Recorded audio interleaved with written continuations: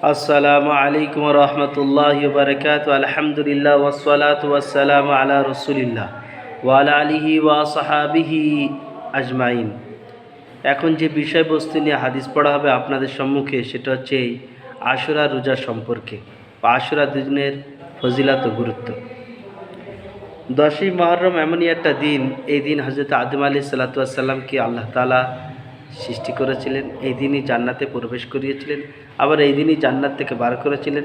আর এটা এমনই একটা দিন যেদিন কিয়ামত সংঘটিত হবে এবং এই দিন অনেক বড় বড় পৃথিবীতে ঐতিহাসিক ঘটনা ঘটেছে, যেটাকে ইউনূস আলাইহিস সালাতু ওয়াস সালাম মাছ উগরে দিয়েছিলেন এই দিনেই মাছের পেটে উনি গিয়েছে, এই মাছ ওনাকে ডাঙায় উগরে দিয়েছিলেন এই দিনেই। আবার এই দিনই ফিরআউনের জুলুম অত্যাচার থেকে মুসা আলাইহিস সালাম সমস্ত বনি ইসরাইলকে মিশর থেকে বার করে নিয়ে গেছিলেন। তো এই দিনে অনেক মোটা ঘটনা ঘটেছে, কিন্তু সমস্ত ঘটনার উপরে যে ঘটনাটা ছেয়ে গেছে সেটা হচ্ছে হযরত ইমাম হুসেন রাদিয়াল্লাহু তাআলা আনহুর কারবালার ময়দান। এই বিষয় নিয়ে ইনশাআল্লাহ দ্বিতীয় ভিডিওয় আসব। আজকে রোজা সম্পর্কে আলোচনা, যেহেতু শনিবার ও রবিবার দুটো রোজা রাখতে হবে। আসুন হাদিসে শুনি রাসূল পাক সাল্লাল্লাহু আলাইহি সাল্লাম এই সম্পর্কে কি বলেছেন। আন আবি হুরায়রা রাদিয়াল্লাহু তাআলা আনহু قال قال رسول الله صلى الله عليه وسلم أفضل الصيام بعد رمضان شهر الله المحرم وأفضل الصلاة بعد الفريضة صلاة الليل رواه مسلم ولفظ له أبو দাউদ ও তিরমিজি ও নাসাই ও ইবনে মাজাহ। হযরত আবু হুরায়রা রাদিয়াল্লাহু তাআলা আনহু বর্ণনা করছেন যে নবী করিম সাল্লাল্লাহু আলাইহি সাল্লাম বলেছেন, সমস্ত রোজার মধ্যে রোজার মাসের রোজা হচ্ছে 1 নম্বর এবং উত্তম রোজা, এবং রোজার মাসের রোজার পরে যে রোজাটা ফজিলত থাকে সেটা হচ্ছে মুহররমের রোজা। আর সমস্ত ফরজ নামাজের পরে যে নামাজটা উত্তম সেটা হচ্ছে রাতের তাহাজ্জুদের নামাজ। 1 নম্বর হাদিস চলে।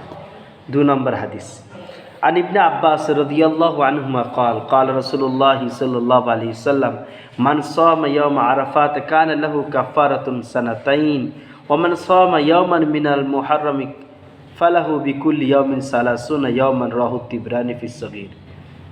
হযরতে আব্দুল্লাহ ইবনে আব্বাস রাদিয়াল্লাহু আনহুমা বর্ণনা করছেন যে নবী করিম সাল্লাল্লাহু আলাইহি ওয়াসাল্লাম বলেছেন, যে ব্যক্তি আরাফাতের দিনের রোজা রাখলো সে 2 বছরের নেকি অর্জন করল, 2 বছরের গুনার কাফারা তার জন্য, মানে তার 2 বছরের গুনাহ আল্লাহ তাআলা মাফ করে দিলেন। আর যে ব্যক্তি মুহররমের একটা রোজা রাখলো, তো প্রত্যেকটা দিনের রোজার বদলে আল্লাহ তাআলা 30টা রোজা সওয়াব দান করবেন তার নামে আমলে। যে ব্যক্তি আরাফাত দিনে রোজা রাখবেন তার 2 বছরের গুনাহ আল্লাহ তাআলা ক্ষমা করে দেবেন। আর যে মুহররমের একটা রোজা রাখবেন তার প্রত্যেকটা দিনের বদলাতে, মানে একটা রোজার বদলাতে আল্লাহ তাআলা 30টা রোজার নেকি দেবেন। তৃতীয় হাদিস, আন আবি কাতাদা রাদিয়াল্লাহু তাআলা আন রাসূলুল্লাহ সাল্লাল্লাহু আলাইহি ওয়াসাল্লাম সুইলা আন সিয়াম ইয়াউমুল আশুরা ফাকাল ইউকাফিরু সানাতুল মাযিয়া রাহুল মুসলিম। হযরতে আবি কাতাদা রাদিয়াল্লাহু তাআলা আনহু বর্ণনা করছেন যে রাসূল পাক সাল্লাল্লাহু আলাইহি সাল্লামকে জিজ্ঞাসা করা হয় আশুরা রোজা সম্পর্কে। উনি বললেন, আল্লাহ তাআলা 1 বছরের গুনার কাফারা, মানে গুনাহ মাফ করে দেন। আচ্ছা, রাসূল পাক সাল্লাল্লাহু আলাইহি সাল্লাম আরও বলেছেন, আহতাসিবু আলাল্লাহি কান ইউকাফিরু সানাতা আল্লাতি বাদাহা, এবং 1 বছর পূর্বের গুনাহ আল্লাহ তাআলার উপর আশা করা যায় যে তিনি ক্ষমা করে দেবেন। 4 নম্বর হাদিস, আন ইবনে আব্বাস রাদিয়াল্লাহু আনহু আন্না রাসূলুল্লাহ সাল্লাল্লাহু আলাইহি সাল্লাম সামা ইয়াউমুল আশুরা আমারা বিসিয়ামিহি রাহুল বুখারী ও মুসলিম। হযরত আব্দুল্লাহ ইবনে আব্বাস রাদিয়াল্লাহু তাআলা আনহু বলছেন যে রাসূল পাক সাল্লাল্লাহু আলাইহি সাল্লাম বলেছেন, আশুরার দিনের রোজা রাখো। আচ্ছা, আন চতুর্থ হাদিস, আন আবি হুরায়রা রাদিয়াল্লাহু তাআলা আন্না রাসূলুল্লাহ সাল্লাল্লাহু আলাইহি ওয়াসাল্লাম قال من أوصى على عياله وأهله يوم العاشوراء فأوصى الله عليه سائر سنته أوصى الله عليه سائر سنته রাহুল বাইহাকি।